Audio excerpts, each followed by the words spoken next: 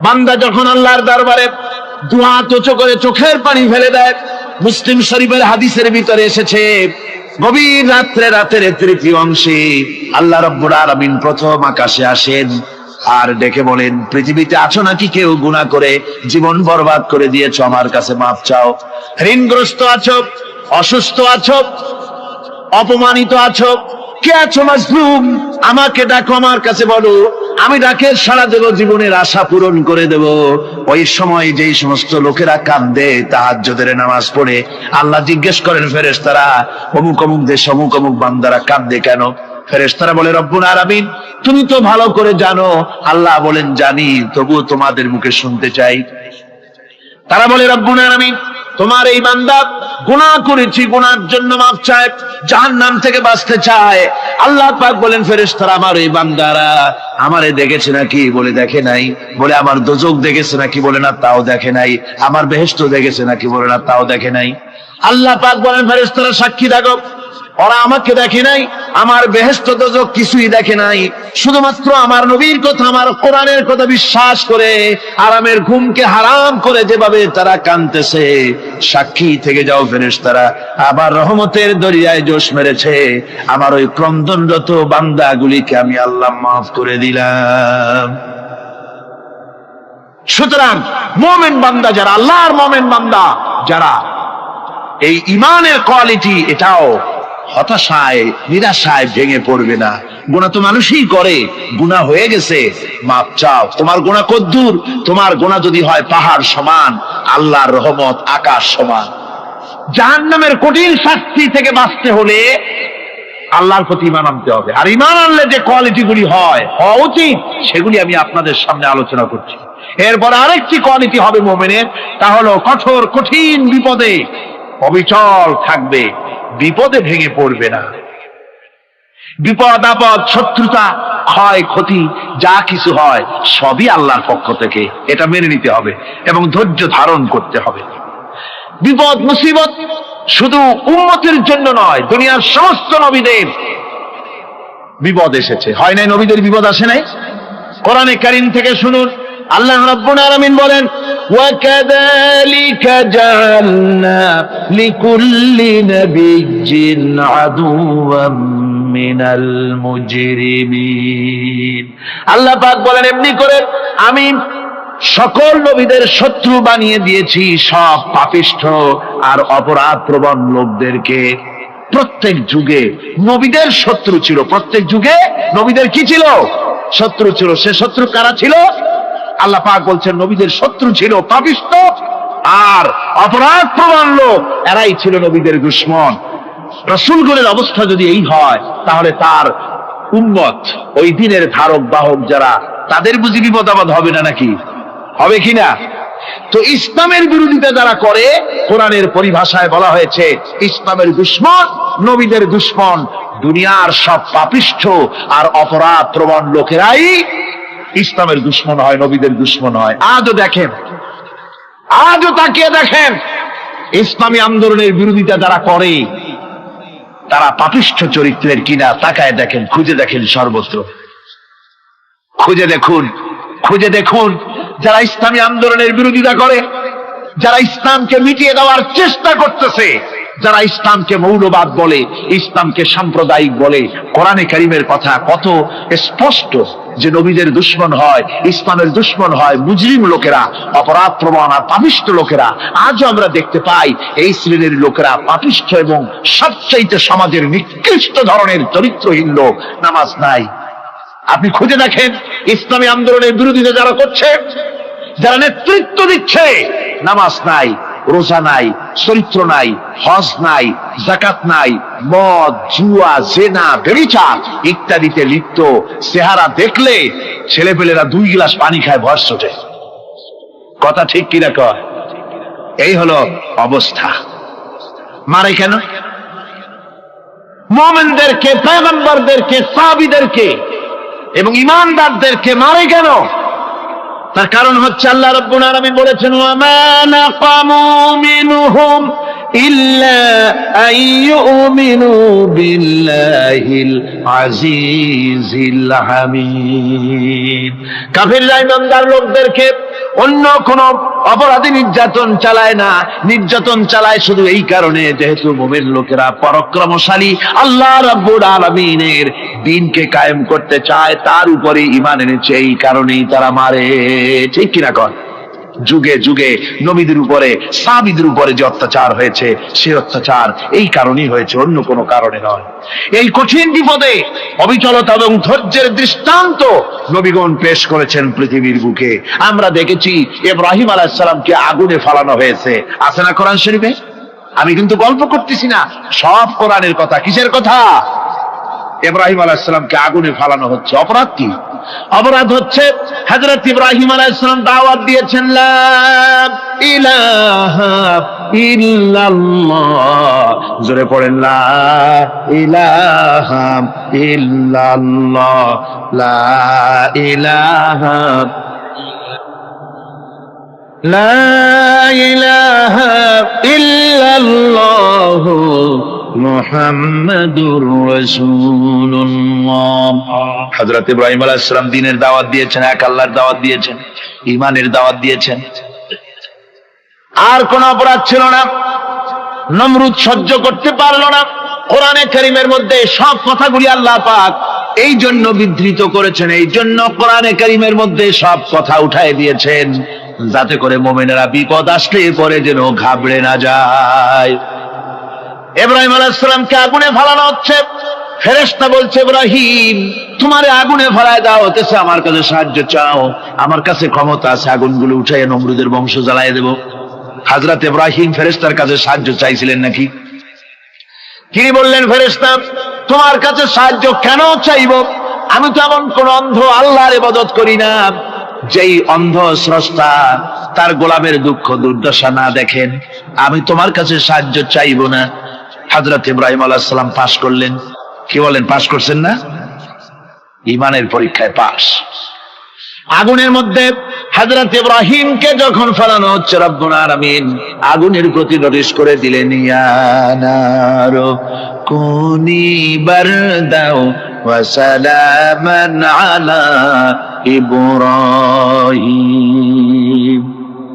আগুন আমার ইব্রাহিমের জন্য শান্তিদায়ক, ঠান্ডা হয়ে যা।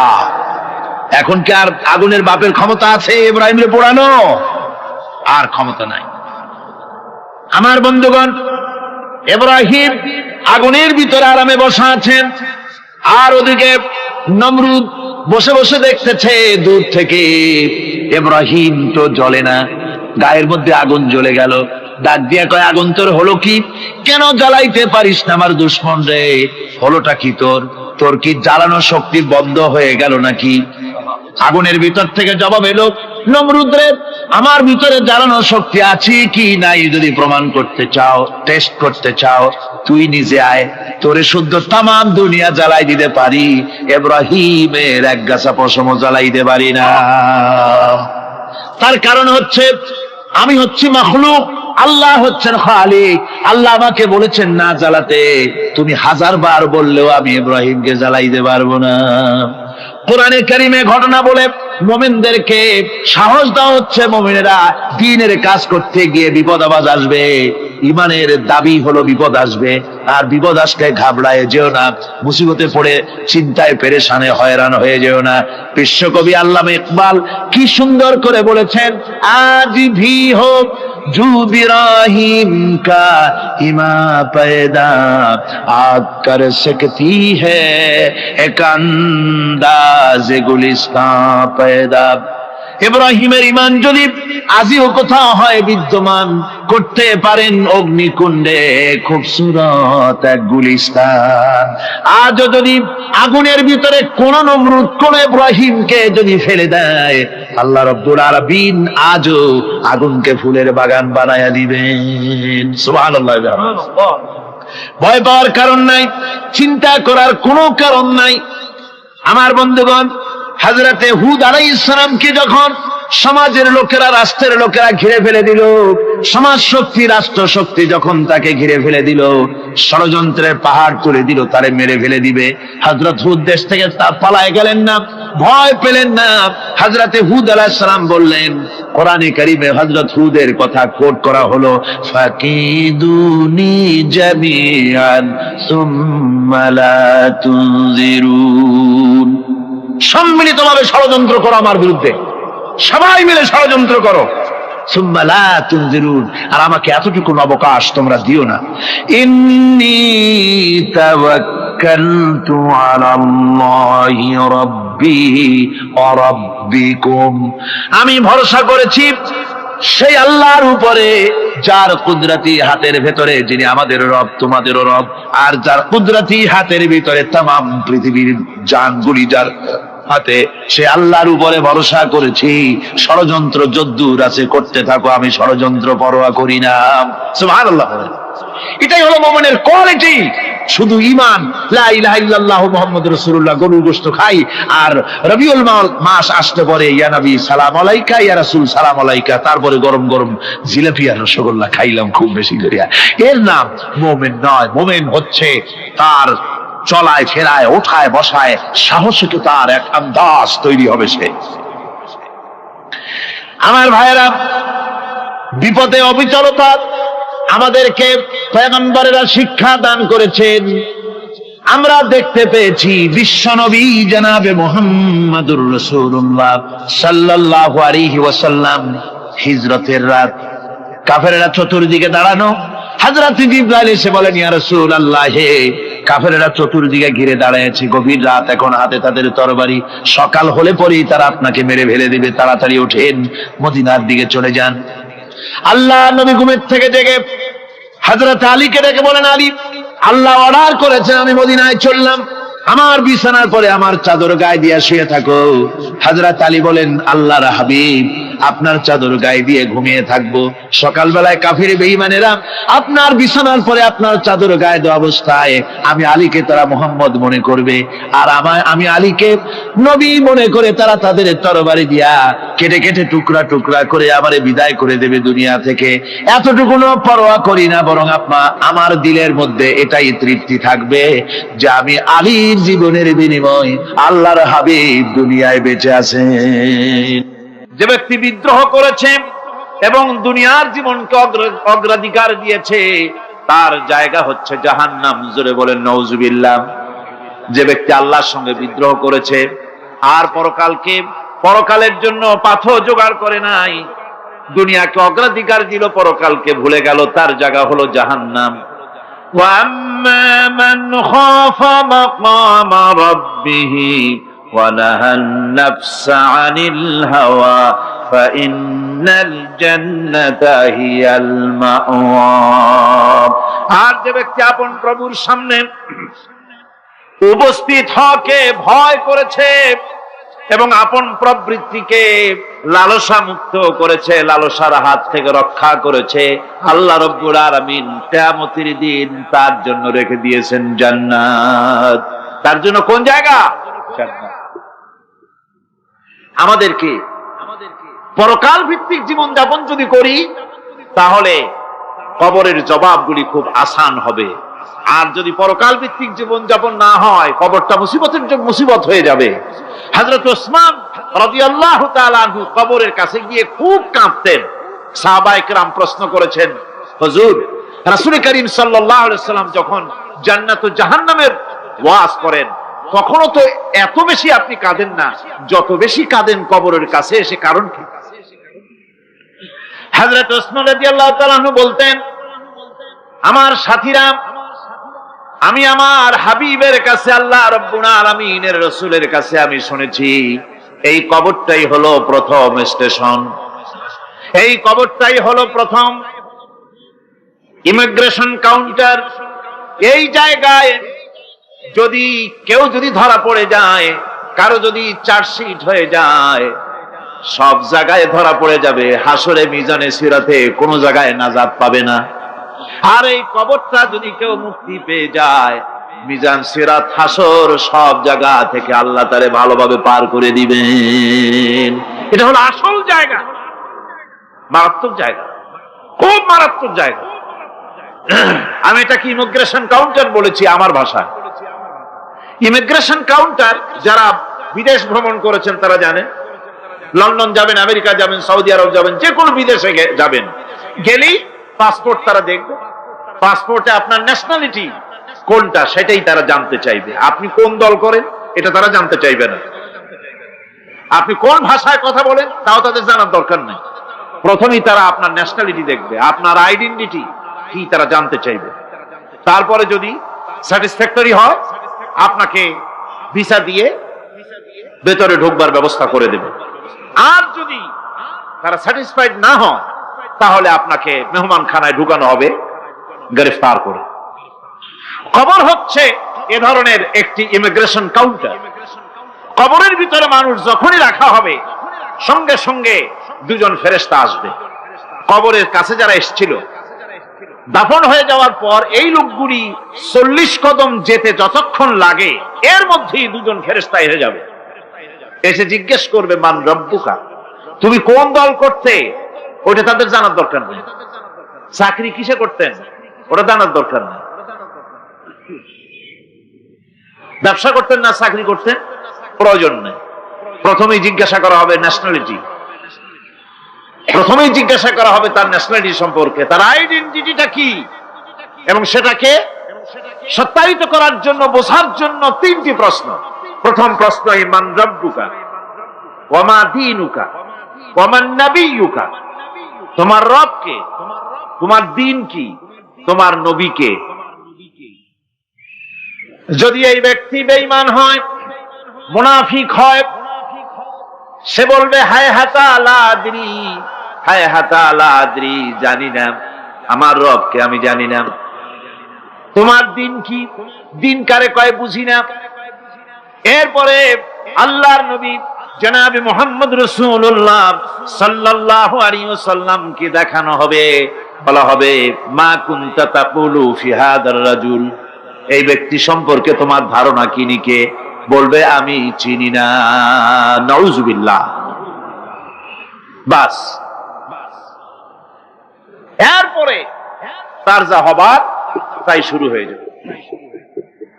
আর যদি বান্দাটা মুমিন হয়, প্রশ্ন করা হবে মান রব্বুকা, জবাব দেবে রব্বি আল্লাহ, আমার রব আল্লাহ রাব্বুল আলামিন। ওয়া মা দীনুকা, দীনুনা ইসলাম, আমার দিন হচ্ছে ইসলাম। এরপরে আল্লাহর নবীকে দেখানো হবে। কয়েক রকমের বর্ণনা আছে। কোন বর্ণনায় আছে হুজুরের আকারে দেখানো হবে, অথবা রাসূলকে সরাসরি দেখানো হবে। বলা হবে মা কুনতা তাকুলু ফি হাদার রাজুল, এই লোকটি সম্পর্কে ধারণা কি? মুমিন ব্যক্তি বলবে হাদা নবিয়ুনা মুহাম্মাদুর রাসূলুল্লাহ সাল্লাল্লাহু আলাইহি ওয়াসাল্লাম, ইনি আমার তো সেই নবী মুহাম্মাদুর রাসূলুল্লাহ সাল্লাল্লাহু আলাইহি ওয়াসাল্লাম। আমরা যেন এই রকমের জবাব দিতে পারি, আল্লাহ কবুল করো। সকলে জোরে বলেন আমিন। জবাব হয়ে যাওয়ার পর গায়ব থেকে আওয়াজ আসবে, ফাফরিশু বিল জান্নাতি ওয়ালবিসু বিল জান্নাহ, ও আমার ফেরেশতারা আমার এই বান্দাকে জান্নাতের পোশাক পরায়া দাও আর কবরটাকে জান্নাতের বিছানা বিছায়া দাও। জান্নাতের পোশাক পরায় দাও, জান্নাতের বিছানা বিছায়া দাও। ইলা মাদ্দা বাসারিহি, তার চোখের দৃষ্টি যত দূর যায় কবরটা ততটা প্রশস্ত করে দাও।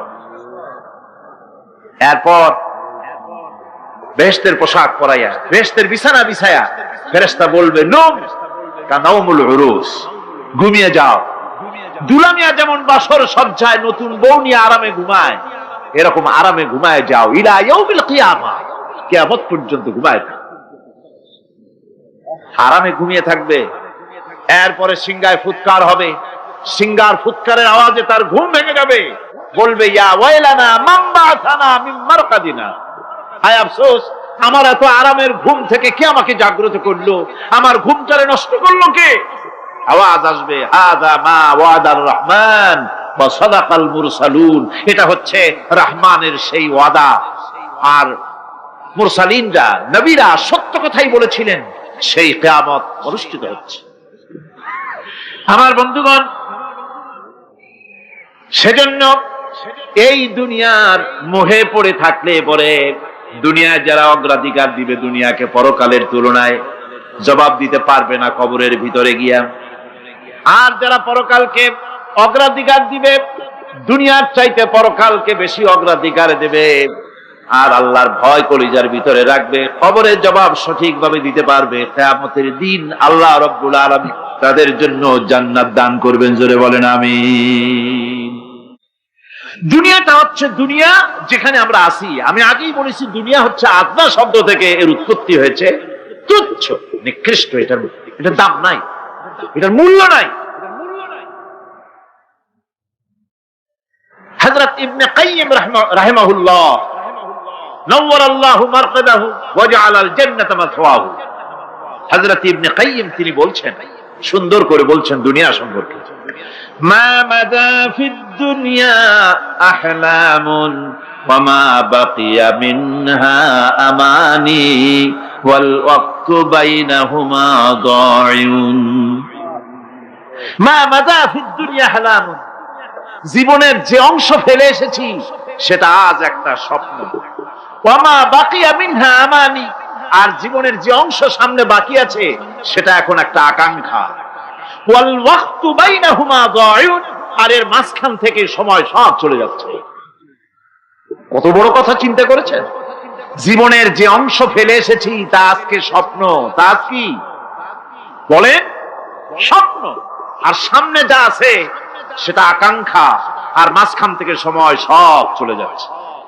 এরপরে তিনি বলছেন, وَمَنْ يَسْحَبِ الدُّنْيَا يَكُنْ مِثْلَ قَابِضٍ عَلَى الْمَاءِ خَانَتْهُ فُرُوجُ الْأَصَابِعِ। দুনিয়াদারের অবস্থা হচ্ছে এই, কেউ যদি দুই হাতে পানি খামসায় ধরে, দুই হাতে কি ধরছে বলে? দুই হাতে পানি খামসায় ধরেছে, খুব মজবুত করে ধরেছে, দুই মুঠ পানি, বলেন থাকবে কতটুকু? কতটুকু থাকবে? এক ফোঁটাও থাকবে না, কারণ তার আঙ্গুলের ফাঁক তার সাথে খেয়ানত করবে, আঙ্গুলের ফাঁক দিয়া পানিগুলি সব বেরিয়ে চলে যাবে। সুতরাং দুনিয়া যারা চায় তারা ঠিক পানি খামসায় ধরলে পানি যেমন হাতের ভেতর থেকে খেয়ানত করে চলে যায়, যারা দুনিয়া চায় দুনিয়াও তাদেরকে এভাবে ফাঁকি দিয়ে চলে যায়। তবুও দুনিয়ার মায়া মানুষের এত বেশি।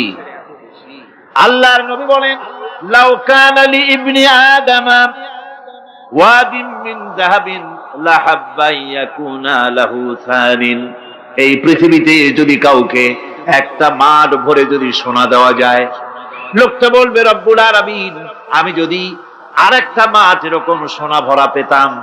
দ্বিতীয় আরেকটা মাঠ দেওয়া হলে আবার বলবে যদি তৃতীয় আরেকটা মাঠ সোনা ভরে যদি পেতাম। নবীজি বলেন, ওয়ালা ইয়ামলাউ জাওফু ইবনু আদামা ইল্লা তুরাব। মানুষের পেট 3.5 হাত মাটি ছাড়া, কবরের মাটি ছাড়া মানুষের পেট ভরবে না। আরো চাই, আরো চাই, চাওয়ার কোনো শেষ নাই। মানুষ এভাবে করে দুনিয়ার মহব্বতে এমনি পাগল হয়ে যায়, শুধু দুনিয়ার মহব্বত, পরকালকে বেমালুম ভুলে যায়। আমি কিন্তু এই কথা বুঝাতে চাই নাই যে পরকালের মহব্বতে, পরকালের ভয়তে বা পরকালের জন্য দুনিয়া আপনি বাজার ঘাট, বেচা কিনা, ব্যবসা বাণিজ্য সবকিছু ভুলে যান, না তা নয়। ভুল বোঝার কোনো কারণ নাই। পরকালকে অগ্রাধিকার দিতে হবে, মানে দুনিয়াটা চিরস্থায়ী জায়গা নয়। চিরস্থায়ী হচ্ছে কোনটা? আখিরাত। চিল্লা এখন কোনটা? সুতরাং এখানে যা করতে হবে, আখিরাতে জবাবদিহিমূলক জীবন যাপন করতে হবে।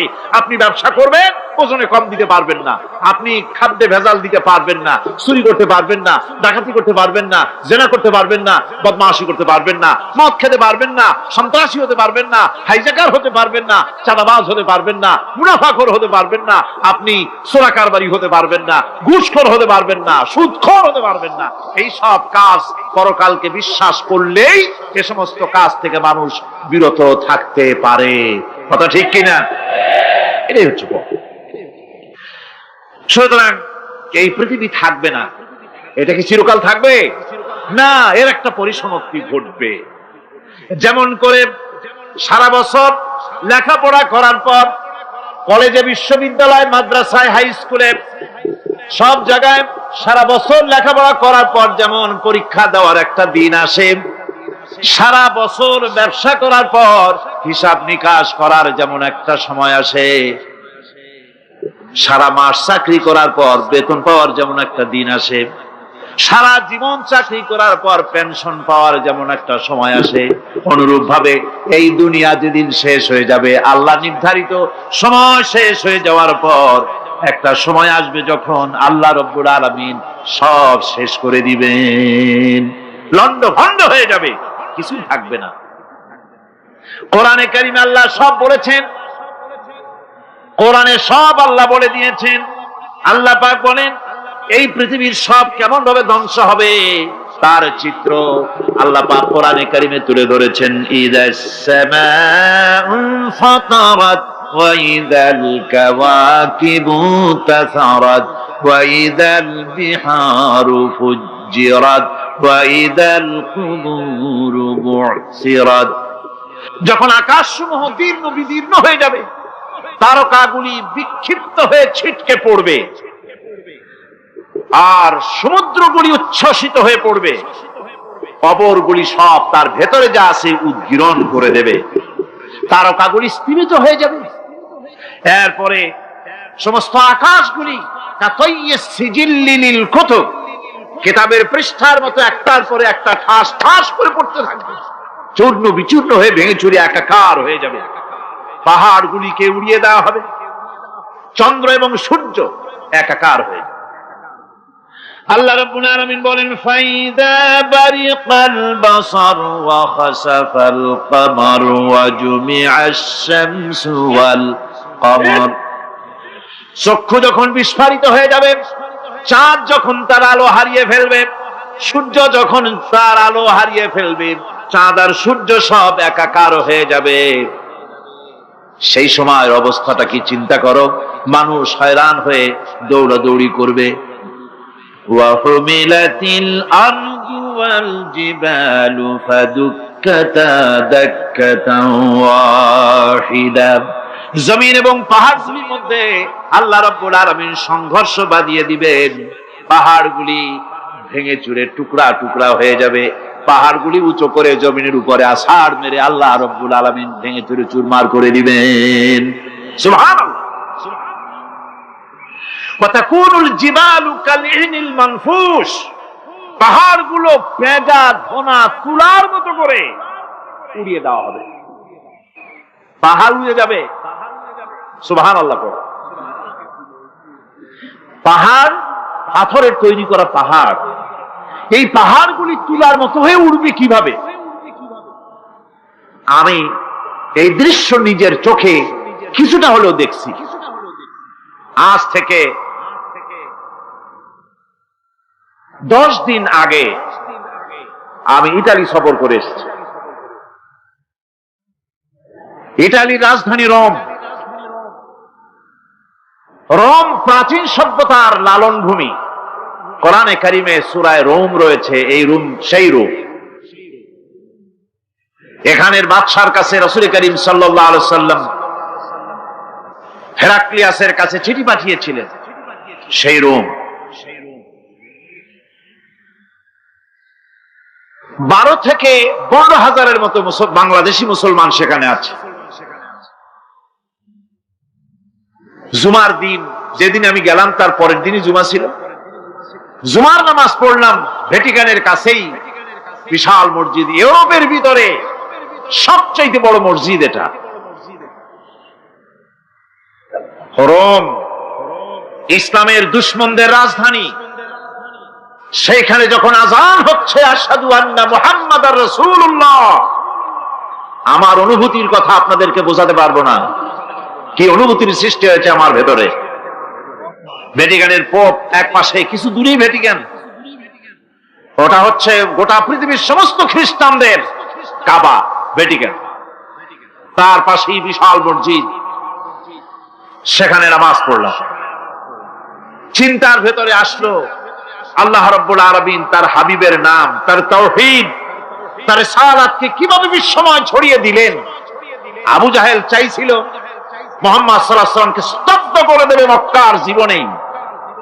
কত বদনাম, সাহের, কাহেন, কাযযাব, শায়ের, নাউযুবিল্লাহি মিন যালিক, কত গালাগালি করলো। আর আল্লাহ শোনালেন, হাবিব চিন্তার কোনো কারণ নাই, ওয়ারাফা'না লাকা যিকরাক, আমি আপনার প্রশংসা বিশ্বময় ছড়িয়ে দেব। সুবহানাল্লাহি ওয়া বিহামদিহি। রোম প্রোগ্রাম শেষ করে আমাকে তারা নিয়ে গেল, যেটা আমি বলছি সফর কাহিনী শোনাবার সময়টা না, যেহেতু এর সঙ্গে প্রাসঙ্গিক সেজন্য বলছি। পাহাড় কেমনে তুলার মতো হয়ে উঠবে তার নজির দেখেছি। রোম শহর থেকে 300 মাইল দূরে, 300 কিলোমিটার দূরে নেপোলিয়ান বোনাপার্ট তার বাড়ি, এবং ওটা তার নামে একটা প্রভিন্স। ভূমধ্য সাগরের পারে ভিসুভিয়াস, পৃথিবীর সবচাইতে বড় আগ্নেয়গিরি, সেটা দেখাতে নিয়ে যাওয়া হলো আমাকে। যে পাহাড়টা পৃথিবীর মাটি থেকে তার চূড়া হচ্ছে 3 মাইল উঁচু, এর 2 মাইল গাড়িতে করে ঘুরে ঘুরে যাওয়া যায়, এরপর আর গাড়িতে যাওয়া যায় না, বাকিটুকুন যেতে হবে হেঁটে হেঁটে। পাহাড়ের উপরে অক্সিজেন কম, বেশ কষ্ট হচ্ছিল উঠতে। জীবনে প্রথম পাহাড়ে চড়েছি, জাবালে নূর, রাসূল করিম সাল্লাল্লাহু আলাইহি সাল্লামের উপরে যেখানে ওহী হয়েছিল সর্বপ্রথম। পাহাড় চড়ার একটা অভিজ্ঞতা ওখান থেকে আমার কিছুটা হয়েছিল। খুব কষ্ট হলো বাকি 1 মাইল উঠতে। যখন ভিসুভিয়াসের একদম শীর্ষে চলে গেছি, সেখানে গিয়ে আমার সাথে 15-20 জন লোক ছিল। আমি নিজেই আল্লাহু আকবার বলে আমার গলা থেকে আওয়াজ বেরিয়ে গেল। আমি দেখতে পেলাম ভিসুভিয়াসের শীর্ষে বিশাল গর্ত। আমার মনে হয় গর্তটা এই মাঠের 1/4 হবে, এই মাঠের 1/4 হবে গর্তটা। সেই গর্তটার গভীরতা হচ্ছে 1.5 কিলোমিটার। এইখান থেকে পাথরগুলি উত্থিত হয়েছে, আগ্নেয়গিরি পাথর আগুনে গলে লাভা হয়ে এগুলি পাহাড় বেয়ে উপচে পড়েছে, চতুর্দিকে 12 মাইল ছড়িয়ে গিয়েছে। আমার মনে পড়লো ওয়াকুদুহান নাস ওয়াল হিজারা, জাহান্নামের আগুনের ইন্ধন হবে মানুষ আর পাথর। আমি সেখানে সেজদায় পড়ে গিয়া কান্নাম আর বললাম, আল্লাহ জাহান্নামের আগুন হারাম করে দিও আমাদের জন্য। পাথর কিভাবে গললো, গলে পাথরগুলি গলে পুড়ে চতুর্দিকে পড়েছে আর ছিটকেছে, চতুর্দিকে ছিটকে পড়েছে। সেই পাথরগুলি ছিটকে ছিটকে যেগুলি পুড়ে পড়েছে, সেগুলিকে দূরে সাদা রঙের বলে মনে হয়, কোনোটা সাদা কোনোটা কালো, মনে হয় যেন তুলার মতো হয়ে পড়ে আছে চতুর্দিকে। 1944 সনে তৃতীয়বারের মতো ভিসুভিয়াস অগ্নিগিরি যে অগ্নি উৎপাত করে, তাতে আশেপাশের 12 মাইল এলাকা এফেক্টেড হয়ে যায়। পাথরগুলি গলে এভাবে বিধ্বস্ত করে দিয়েছে। এখান থেকে এখানে জোহরের নামাজ, আসরের নামাজ আমরা পড়লাম, আল্লাহর কাছে খুব দোয়া করলাম। এখনো ধোঁয়া উঠতেছে, এখনো পাহাড়ের ফাটল দিয়ে ধোঁয়া উঠছে। একজন হাত দিয়ে আমাকে বলল যে খুব গরম লাগে ধোঁয়াগুলি। ওখানকার লোকেরা বলল যে ভেতরে এখনো আগুন আছে, তবে সুপ্ত, যে কোনো মুহূর্তে আবার তা জাগ্রত হতে পারে। আমরা সেখান থেকে নেমে এলাম। একটু কিছু দূর গিয়েই সেখানে হলো পম্পেই শহর। এই পম্পেই শহরটা হচ্ছে ঈসা আলাইহিস সালামের জন্মের 2000 বছর আগে এই শহর তৈরি হয়। ঈসা আলাইহিস সালামের জন্মের 179 বছর পর ভূমিকম্প হয়। সেই ভূমিকম্পে গোটা পম্পেই শহরটা পৃথিবীর মানুষের চোখের আড়াল হয়ে যায়, ধ্বংস হয়ে যায়, মাটির তলায় বরফ হয়ে যায়। আজ থেকে 200 বছর আগে মাটি খনন করতে গিয়ে এই শহর আবিষ্কৃত হয়। পুরা শহরটা খুঁড়ে তারা বের করেছে। 180 হেক্টর জমিনের উপরে এই বিশাল শহর। ঘুরে ঘুরে দেখলাম, গাড়ি চলে না সেখানে, পায়ে হেঁটে দেখতে হল। প্রশস্ত রাস্তা। আজ থেকে 4000 বছর আগের মানুষেরা রাস্তা বানাতে জানতো পাথর দিয়ে, এবং রাস্তার দুধারে তাদের ছিল ফুটপাথ, পানির ব্যবস্থা, নগরায়নের সব রকমের সুযোগ সুবিধা। তারপরে সেখানে বিচারালয়, এরপরে দোকানপাট, বাজার ঘাট, সবকিছুর ব্যবস্থা রয়েছে। বিশাল বিশাল পাথরগুলি দিয়ে পিলার তৈরি করা। ভাবলাম এই পিলারগুলি, এই পাথরগুলি তারা কিভাবে ক্রেন ছাড়া এত উপরে উঠালো কি করে, আমার মাথায় আসলো না। পাথর কেটে কেটে সুন্দর সুন্দর অঙ্কন শিল্প তারা করেছে। এরপরে ঘুরতে ঘুরতে বাদশার রাজার বাড়িতে গিয়ে ঢুকলাম। সেখানে গিয়ে দেখলাম উলঙ্গ এত মূর্তি পাথরের তৈরি করা। পাথর কেটে কেটে দেওয়ালে যৌন মিলনের এমন কোন অশ্লীল ছবি নাই যা তারা সেখানে তৈরি করে নাই। উলঙ্গ মূর্তি আর উলঙ্গ যৌন মিলনের অসংখ্য ছবি দিয়ে এই এলাকা ভরা। তখন আমি বুঝলাম আল্লাহর গজব হওয়ার কারণটা কি, এই শহরটা মাটির নিচে ভরাট হয়ে যাওয়ার কারণটা কি। আল্লাহ পাক জেনা ব্যভিচার যে দেশে বেশি হয় আল্লাহ পাক বরদাস্ত করে। দুশ্চরিত্র যে দেশের মানুষ দুশ্চরিত্র হয়ে যায়, জেনা ব্যভিচার বেশি হতে থাকে, আল্লাহ হরক করে দেন, গজব দেন। এই গজব এক এক সময় এক এক রকমের হয়ে আসে। কখনো মাটির নিচে দাবায় দেয়, কখনো মহামারী, কোন দেশে কলেরা, কোন দেশে জলোচ্ছ্বাস, কোথাও ভূমিকম্প, আর সর্বশেষ এই জেনা ব্যভিচারের জন্য আল্লাহ পাকের চূড়ান্ত এই যৌনতার অশ্লীলতার জন্য চূড়ান্ত গজব বর্তমান বিশ্বের জন্য এইডস। আল্লাহ পাক এই গজব দিয়েছে। বন্ধুগণ, আমি সেই জায়গা, আমি সেখানে যা দেখলাম যে আল্লাহ পাক পাহাড়গুলিকে কিভাবে উড়াবেন, এটা অস্বীকার করার কোন উপায় নাই। বিশ্বাস তো করতামই, তবে হযরত ইব্রাহিম আলাইহিস সালাম যেমন বলেছিলেন, রব্বি আরিনি কাইফা তুহিল মাউতা, আয় আল্লাহ তুমি মরাকে চিন্তা করবা কেমনে। আল্লাহ পাক বলেন আওয়ালাম তুমিন, তুমি বিশ্বাস করো না? ইব্রাহিম আলাইহিস সালাম বললেন বালা, অবশ্যই বিশ্বাস করি, ওয়ালাকিন লিয়াতমাইন্না কলবি, যদি চোখে দেখতাম তাহলে আমার অন্তরাত্মা খুব ঠান্ডা হতো। আল্লাহ রাব্বুল আলামিন চোখে দেখায় দিলেন জিন্দা কেমনে মুর্দা হবে, মুর্দা কেমনে জিন্দা হবে, আল্লাহ দেখায় দিলেন। পাহাড় উড়ায় দিবেন আল্লাহ রাব্বুল আলামিন। একথা কলিজার মধ্যে তার উপর ঈমান বিশ্বাস, কিন্তু আল্লাহ চোখে দেখাইছেন, ঈমান আরো মজবুত হয়েছে, যা ছিল আরো মজবুত হয়েছে। সুবহানাল্লাহ। আল্লাহর ভয়তে কলিজা কেঁপেছে। আমি পাহাড়ের উপরে কেঁদেছি, জার হয়ে কেঁদেছি।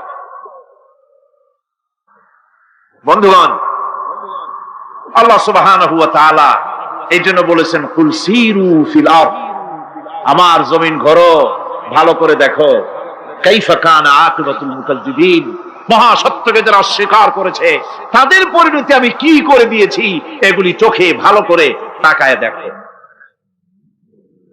আমার বন্ধুগণ, সুতরাং এই পৃথিবীর অবসান হবে, এই পৃথিবী ধ্বংস হবে, এই পৃথিবী চূড়ান্ত ভাবে শেষ হয়ে যাবে। হ্যাঁ, আরেকটি কথা বলতে হয়, সেটা হচ্ছে যে এই রোম থেকে আর একটু দূরে 900 মাইল দূরে হচ্ছে সিসিলি।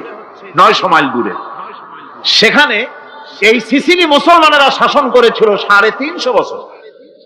সেই সিসিলিতে রয়েছে 360টা মসজিদ মুসলমানদের করা। সমস্ত মসজিদগুলি আজ তালা বন্ধ, একটা মসজিদও খোলা নাই। সেখানকার মুসলমানেরা ওয়াজ শুনতে এসেছিল রোমে। আমি তাদের জন্য পরামর্শ দিয়েছি যে গভর্নমেন্টের কাছে তোমরা দাবি জানাও যে অন্তত একটা মসজিদের দরজা আমাদের জন্য খুলে দাও।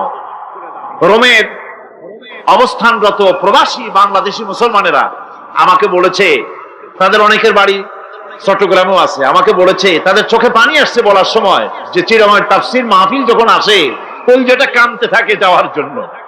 তো যাওয়া তো সম্ভব না এত দূর থেকে, আমাদের সালাম বলে দিবেন যত লোক আসবে, আর আমাদের জন্য দোয়া করতে বলবেন যেন এই রোমের ভিতরে আমরা ইসলামের আদর্শের ভিত্তিতে আমরা যেন চলতে পারি। আপনারা দোয়া করুন তাদের জন্য। ভাইরা আমার, এই পৃথিবী একদিন পরিসমাপ্তি ঘটবে এবং আল্লাহর দরবারে আমাদেরকে উঠতে হবে এবং সেখানে আমাদের বিচার হবে। সেখানে আমাদের কি হবে? বিচার হবে। আল্লাহ পাক বিচারটাকে নির্ভুল করার জন্য, সঠিক করার জন্য প্রত্যেকের গলায় আমলনামা ঝুলায় রাখছে। এখানে রেকর্ডের ব্যবস্থা করা হয়েছে। আল্লাহ পাক বলছেন ওয়া কুল্লা ইনসানিন আলজামনাহু তাইরাহু ফি উনুকিহি ونخرج له يوم القيامة كتابا يلقاه منشورا আল্লাহ পাক বলেন প্রত্যেকের ভালো মন্দ কর্মফল কর্মলিপি আমি তার গলায় ঝুলায় রেখেছি। কিয়ামতের দিন সে নিজের কাছে স্পষ্ট সব দেখতে পারবে, কোনো জিনিস বাদ পড়বে না। তার গলায় তার আমলনামা ঝুলানো আছে, সব রেকর্ড হতেছে। আমরা যা করছি সবগুলি রেকর্ড হয়ে যাবে।